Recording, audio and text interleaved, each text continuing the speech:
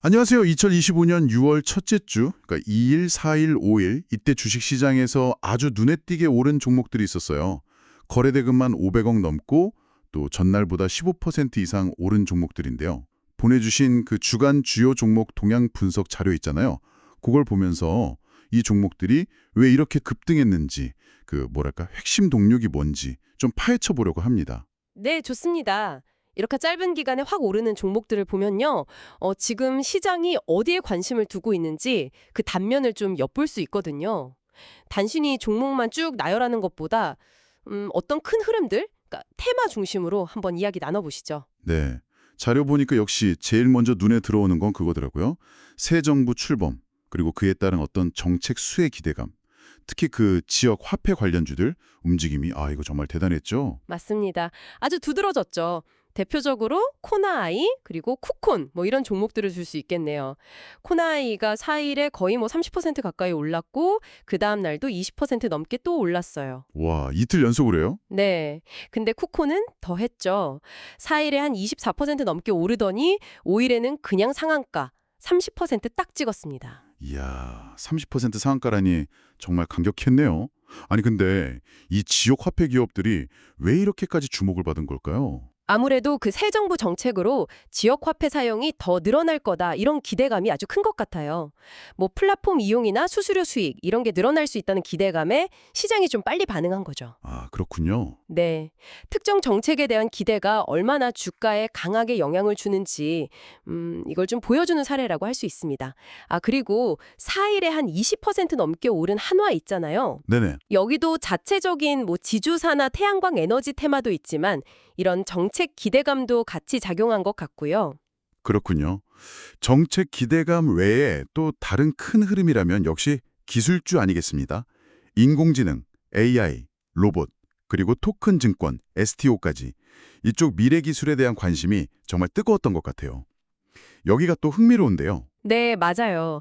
기술 분야는 항상 시장에 관심을 받죠. 특히 AI랑 로봇 쪽에서는 그 현대차 그룹 관련 소식이 좀 영향을 미쳤습니다. 예를 들면 현대차가 휴머노이드 로봇 표준을 추진한다. 이런 소식이 나오니까요.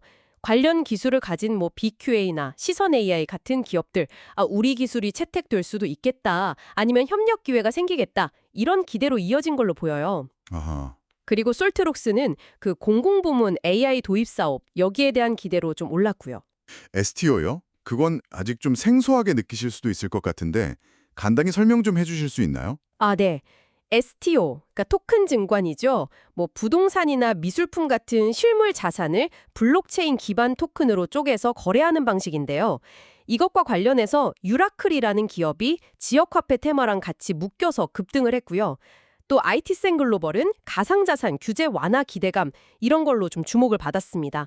새로운 자산 거래 방식에 대한 관심이 반영된 거라고 볼 수 있겠죠? 그렇군요. 자, 그럼 정책, 기술, 다음으로는 에너지 분야랑 남북관계 개선 기대감. 이것도 좀 영향을 준 것 같아요. 네, 맞습니다. 에너지 쪽에서는 원자력이랑 풍력이 좀 주목을 받았는데요. 특히 그 체코 원전 계약 가능성 소식, 이게 성광밴드나 한전기술 같은 관련주에는 아주 직접적인 호재로 작용했어요. 그래서 큰 폭으로 상승을 했고요. 태용이라는 곳도 SMR이라고 소형 모듈 원자로 부품이랑 풍력 발전 기대감으로 같이 좀 올랐습니다. 남북관계 테마는 이게 시장 상황에 따라 좀 민감하게 움직이는 경향이 있잖아요. 이번 주에도 좀 그런 움직임이 있었군요. 네, 5일에 보면 좋은 사람들이나 일신석재 같은 종목들이 올랐는데요. DMZ, 평화공원 조성이라든지 이런 남북관계 개선에 대한 기대감이 일부 작용한 것 같습니다. 다만 이런 테마는 아시다시피 정치적인 상황 변화에 따라서 변동성이 클 수 있으니까 그 점은 좀 주의해야겠죠. 네, 맞아요. 그 외에도 개별적으로 좀 눈에 띄는 종목들이 있었죠. 네, 있었죠. 그 웹툰 시장 성장 기대감으로 미스터 블루. 이게 또 네이버 웹툰 상장 이슈랑 맞물려서 좀 올랐고요. 바이오 비주는 화장품 실적 개선 기대감, 이런 게 작용했습니다. 그리고 또 흥미로운 게 에르코스라는 기업인데요.